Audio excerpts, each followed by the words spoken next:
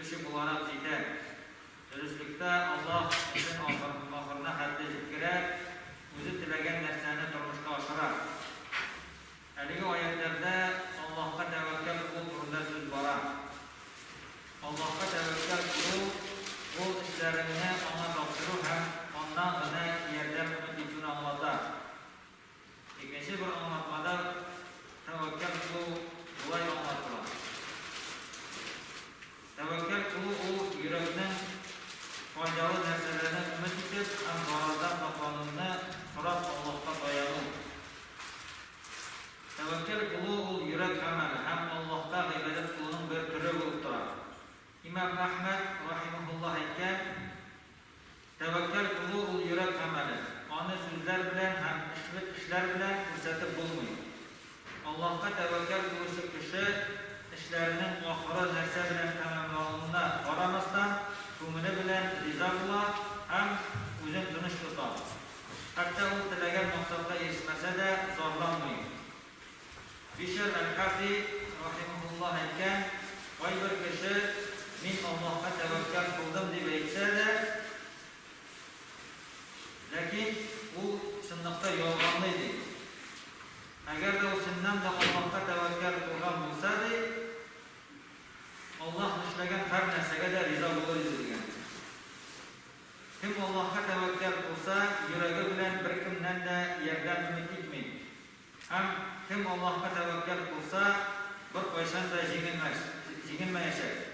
Пәйгамбәрбез саллаллаһу алейхи ва саллям әйткән, кем иң хөрмәтле кеше булырга теләсә, Аллаһтан курыксын, кем иң көчле кеше булырга теләсә, Аллаһка тәвәккәл булсын дигән.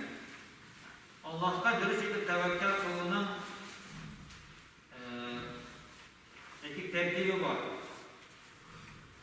Аллаһка тәвәккәл кылучы кеше ике сыйфатка ия булырга тиеш. Беренчесе, максатка ирешү өчен бүтән сәбәпләрне дә кылу. Аллаһка дөрес тәвәккәл кылу ул һәр вакытта сәбәп кылу, көч түгү, тырышлык күрсәтү белән бәйле.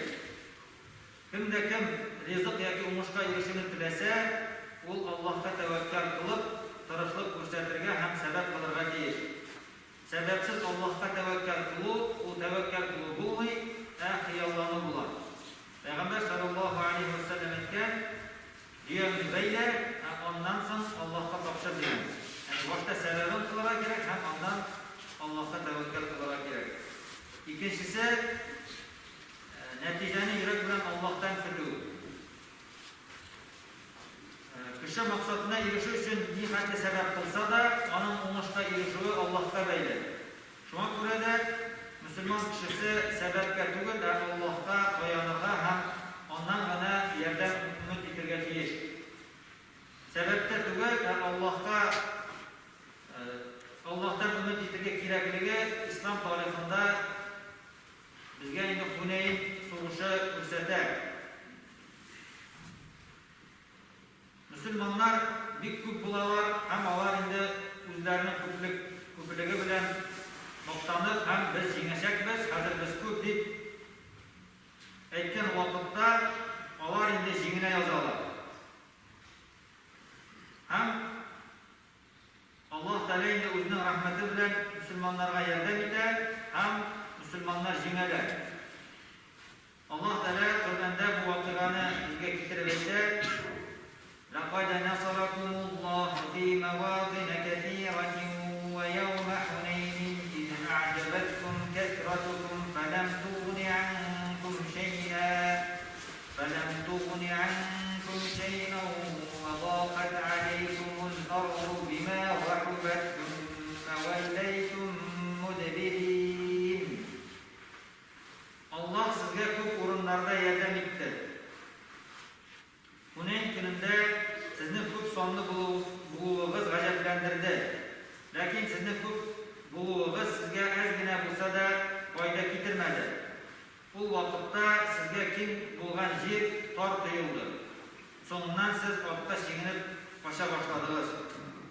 Ya'ni Alloh taolo mu'minlarni shulay etib uyratdi, sababga tugul va Allohga umid etilgan kerak ekanligini.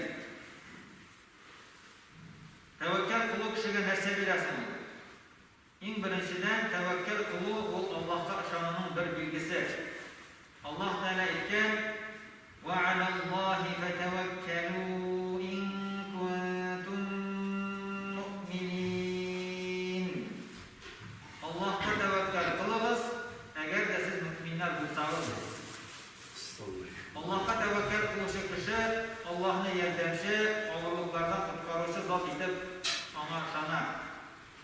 Икенчедән, тәвәккәл кылучы кешенең йөрәгендә курку хисе юкка чыга. Аллаһ Тәгалә әйткән: الذين قال لهم الناس إن الناس قد جمعوا لكم فاخشوهم فزادهم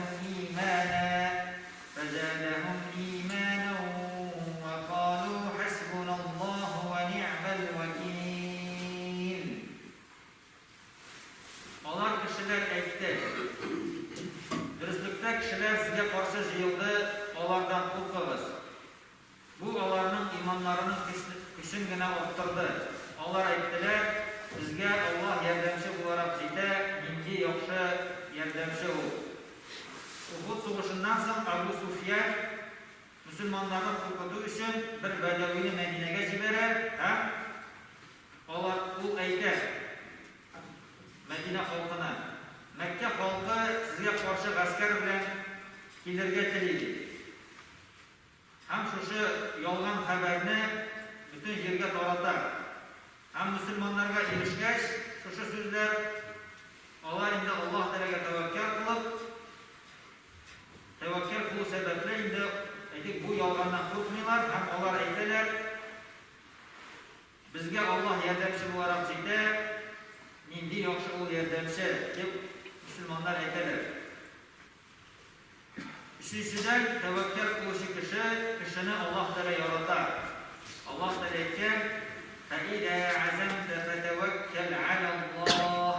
Innallaha yuhibbul mutawakkilin." Agar da qaror qilsang, ishingni Allohga topshir,